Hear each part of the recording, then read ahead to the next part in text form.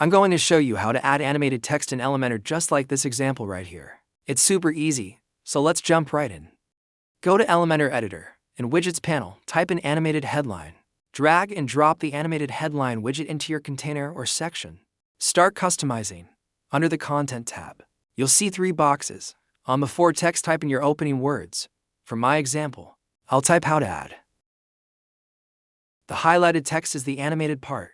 I'll type animated. Finally, I'll type in Elementor in the after text box.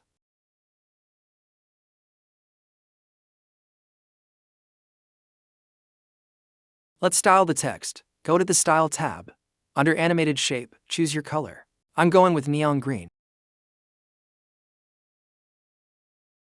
Scroll down a headline and set your text color to white, while keeping the animated text color the same color as neon green. Now choose the animation style. Go back to the Content tab. Under Headline, you can choose different animated shapes. For this example, I'm going with underline. You can fine-tune the font and styling to match your design preferences. Play around with typography, size, and spacing until it looks good.